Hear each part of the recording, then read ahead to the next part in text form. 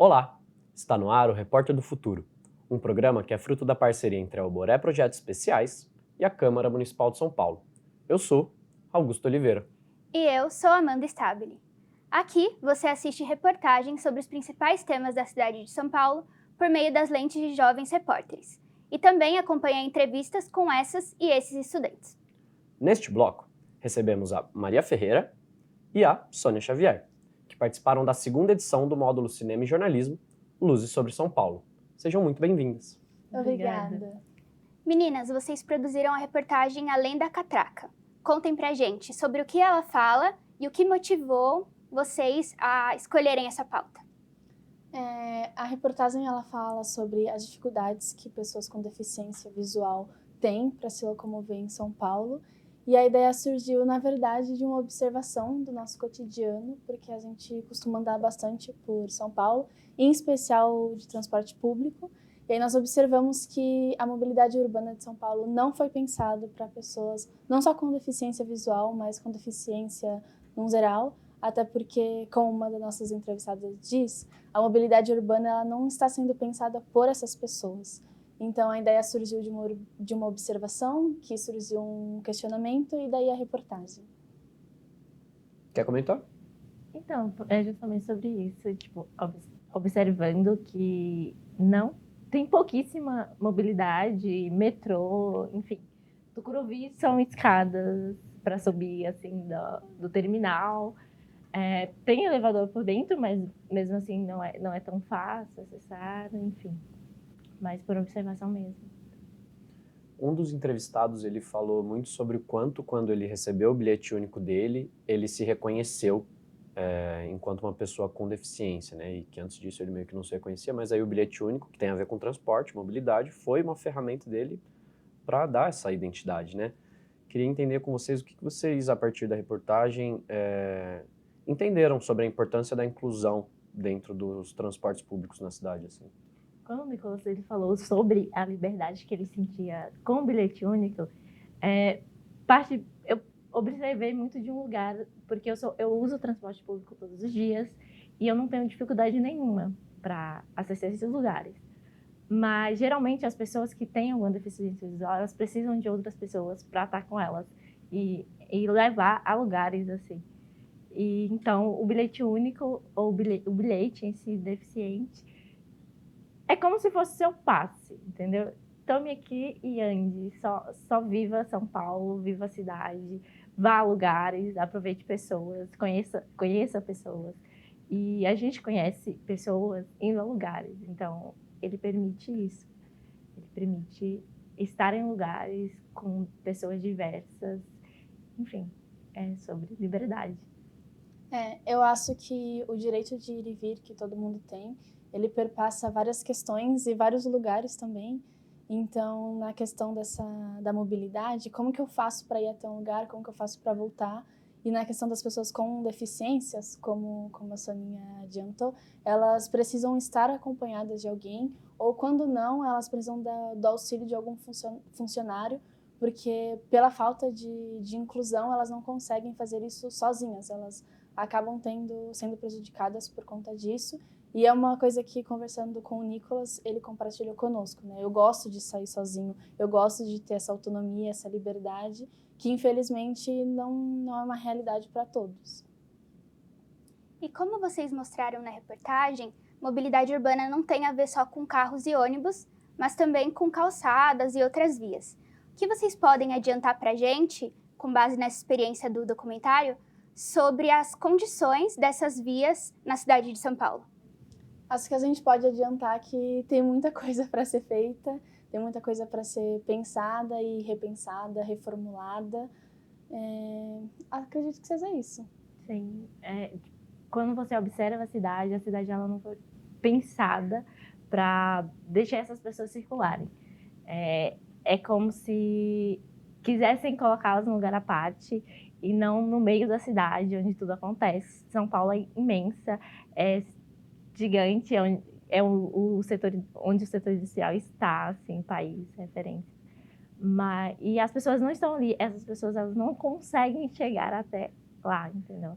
Por conta dos problemas mesmo, calçada, buracos na estrada, enfim, transporte.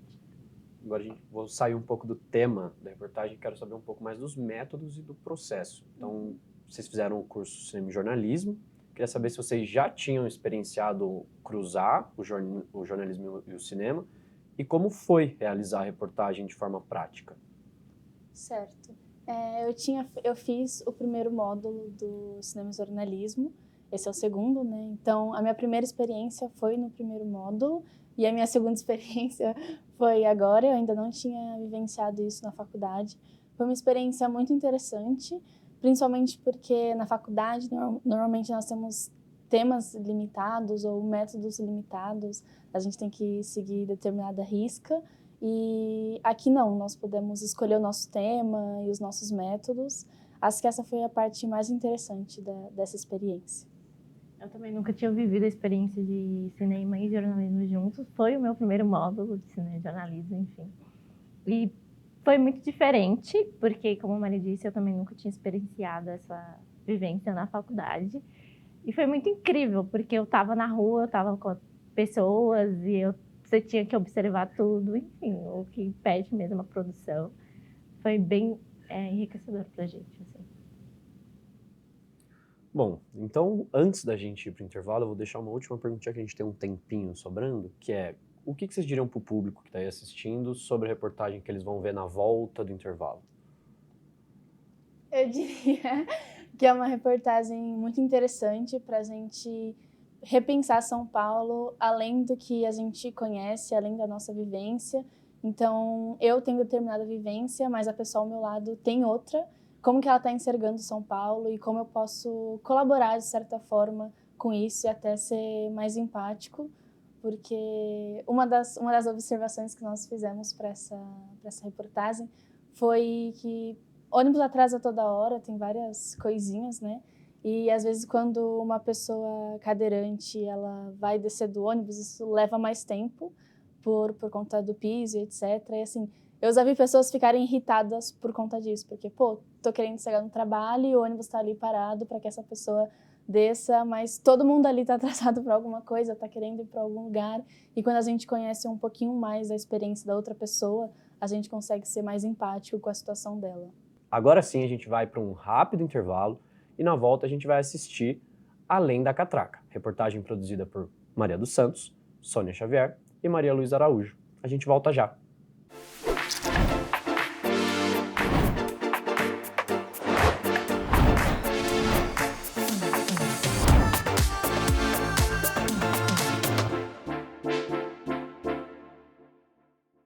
O Repórter do Futuro apresenta em cada edição uma matéria produzida por estudantes de jornalismo e conversa com eles sobre os desafios que tiveram durante a produção e apuração. Para conhecer mais do programa, você pode pegar a câmera do celular e escanear o QR Code que está passando aí na sua tela para acessar a nossa playlist no YouTube. Rede Câmara, sua conexão com a política da cidade.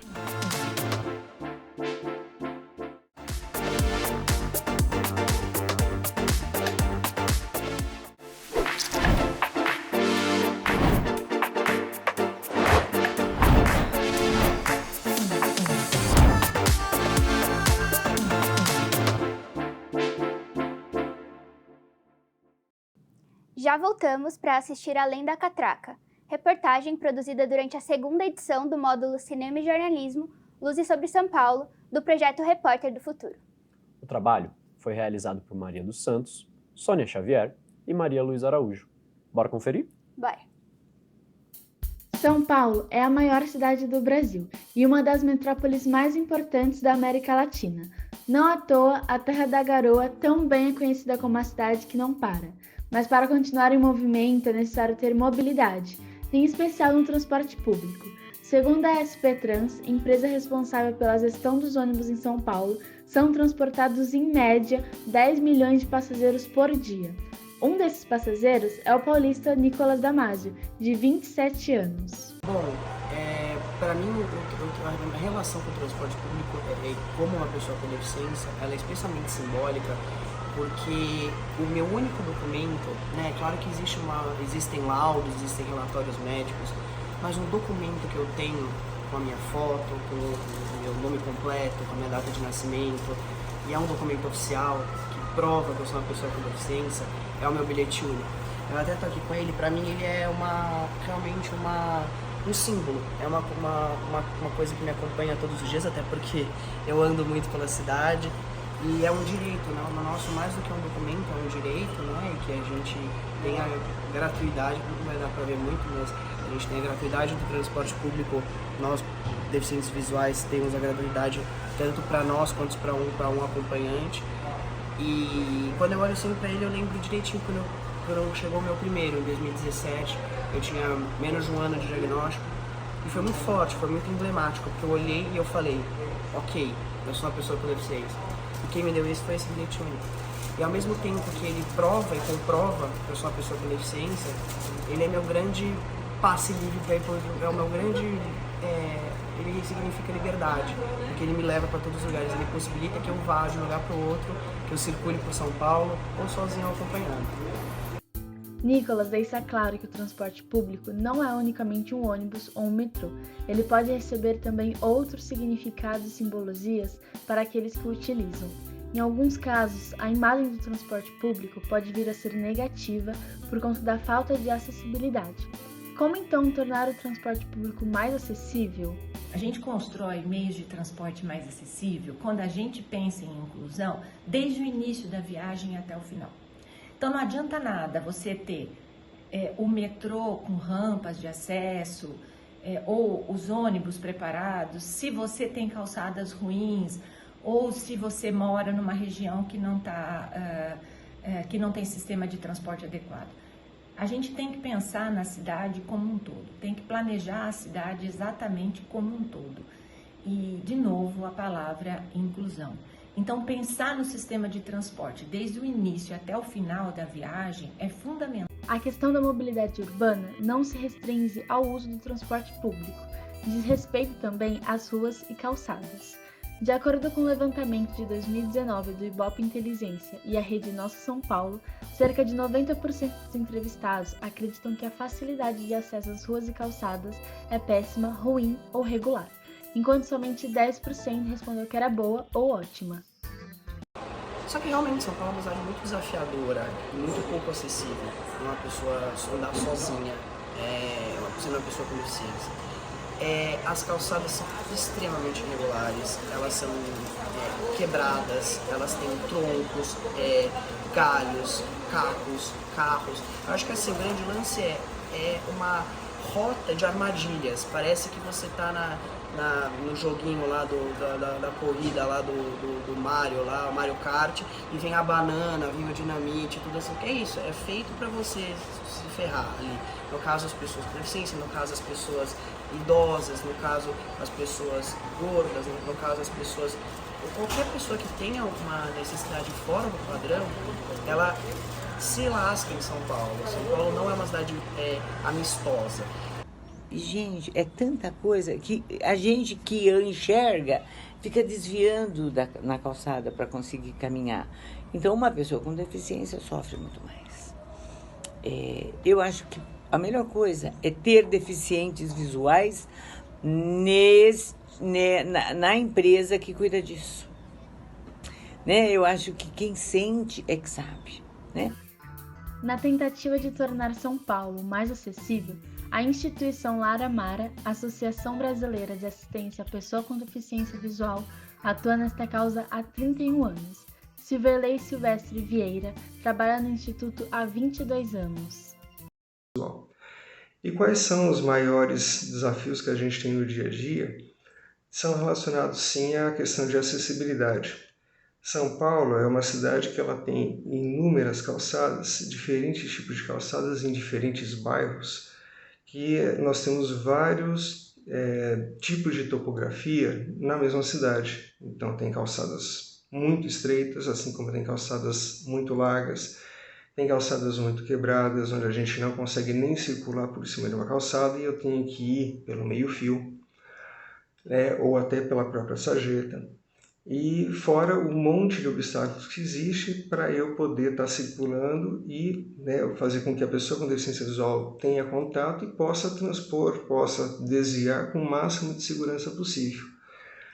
Então, é uma das questões que a gente tem, que é a questão da acessibilidade estrutural, né? Agora, o que mais a gente tem assim, a dificuldade é a acessibilidade até, como que é o nome, vou lembrar já, atitudinal, que é a ação das pessoas oferecerem ajuda, né? E não terem um preconceito e as pessoas facilitarem esse processo do ir e vir da pessoa com deficiência. Daí eu não digo só visual, mas eu digo de uma maneira geral. Sobre a atitude das pessoas em volta, Silverley comenta sobre a existência de um preconceito sobre. Ainda conforme o estudo do Ibope Inteligência e a rede Nossa São Paulo, 34% dos paulistas já sofreram e ou presenciaram alguma situação de preconceito contra pessoas com deficiência no transporte público. O professor comentou sobre as pessoas em volta oferecerem auxílio, o que é importante, é claro, mas como será que os indivíduos com deficiência se sentem com isso? Será que não seria mais interessante arrumar maneiras para que essas pessoas pudessem se locomover sem ajuda? Assim, eu ando muito, e não é só no caso para ir e voltar do ponto ou no percurso até um ponto. Eu realmente, muitas vezes, até pelo senso de independência, por sentir que sou eu, minhas pernas e o meu ritmo, e só eu dependo de mim mesmo, isso é uma sensação que eu sinto que eu tenho uma necessidade um pouco de reafirmar isso o tempo inteiro, talvez até por ser uma pessoa com deficiência, de não querer admitir que acha que eu posso depender de outras pessoas. Eu ando muito e gosto de fazer muitas coisas a pé. E eu sozinho, eu e mim mesmo. Qual seria, então, o caminho para construir uma cidade melhor para todos? Para a gente criar uma cidade melhor, ela precisa ser uma cidade que abrace, que inclua, né? que receba. A todas as cidades, elas têm que transmitir para os moradores aquele amor do pertencimento. O sistema ele precisa ser inclusivo, qualquer que seja a necessidade da pessoa. E ele precisa atender a essa necessidade. Uma cidade melhor é, então, uma cidade acessível, uma cidade em que todos possam pertencer. Mas como fazer isso? De que forma as instituições governamentais poderiam atuar em cima dessa questão?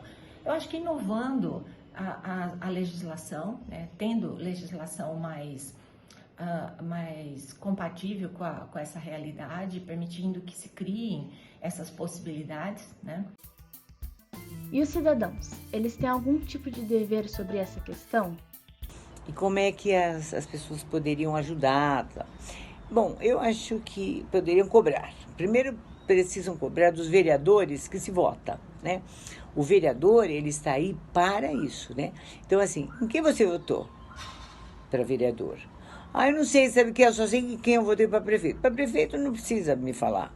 Prefeito, todo mundo sabe quem é o prefeito. Eu quero saber você, que mora na rua tal, no bairro tal, quem é o cara que é o representante, que ia lá, pedia voto e dizia que ia ajudar vocês. O que ele fez, né? Ele está fazendo? Você está cobrando? Tem um buraco na rua e esse buraco está fazendo aniversário já e cada dia está maior e ninguém vem aqui. E cadê o telefone desse cara? Ele ganhou, ele está na Câmara de Vereadores, então precisa ir lá. São Paulo pode até ser a terra da garoa, Sampa ou a cidade que não dorme, mas ainda não é a cidade que não para. Na verdade, São Paulo ainda precisa caminhar bastante para que a mobilidade urbana possa ser para todos.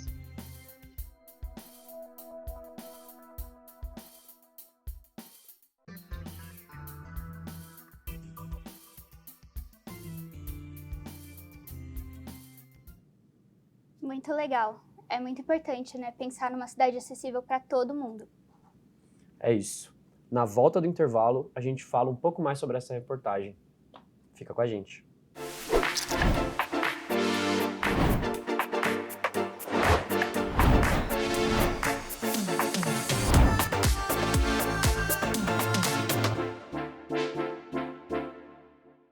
Você aí que está assistindo o programa, está com dúvidas, sugestões ou quer rever algum episódio, como é que você pode entrar em contato com a gente? É muito simples. É só apontar o seu celular para o QR Code que está aparecendo aqui na tela.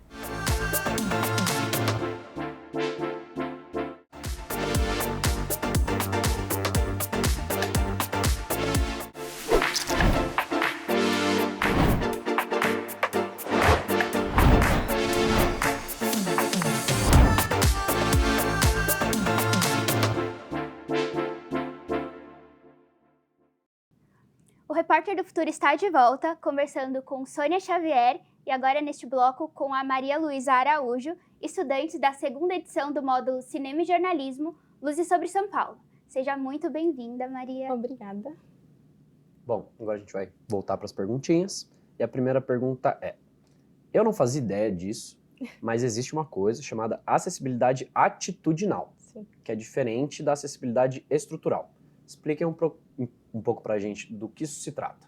Então, assim, basicamente, a acessibilidade estrutural, também conhecida como acessibilidade arquitetônica, ela se trata da alterações dos espaços para que se tenha mais acessibilidade. Por isso, muitas vezes a gente vê rampas, elevadores, banheiros adaptados e até mesmo os pisos portáteis. Se trata mais de uma adaptação do espaço público, já público-privado, né?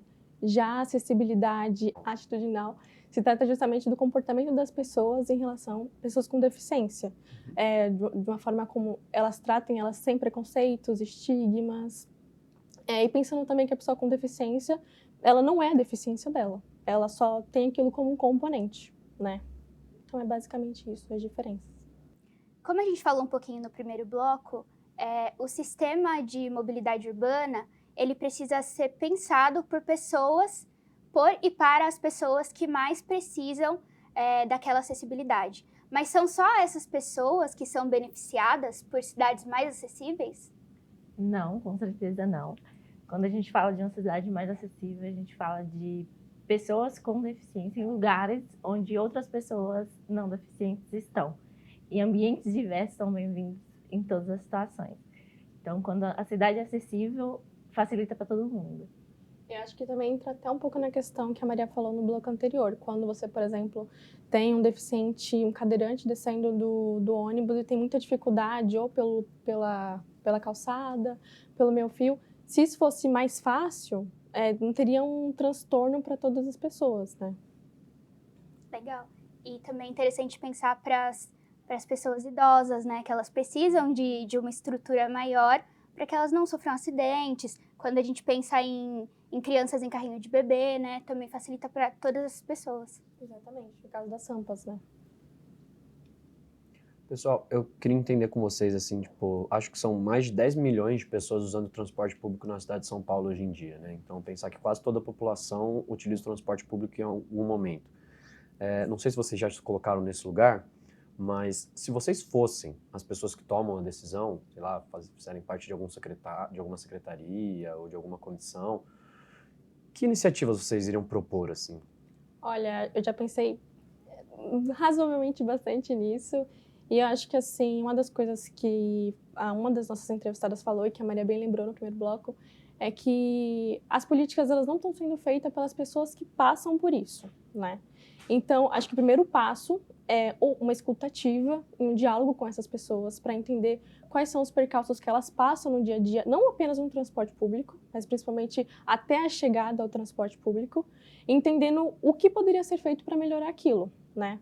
Eu acho que, chamando um pouco também para a sociedade civil, a gente poderia pensar em projetos, programas sociais, onde essas pessoas elas tenham uma conscientização sobre qual é as dificuldades que essas pessoas passam.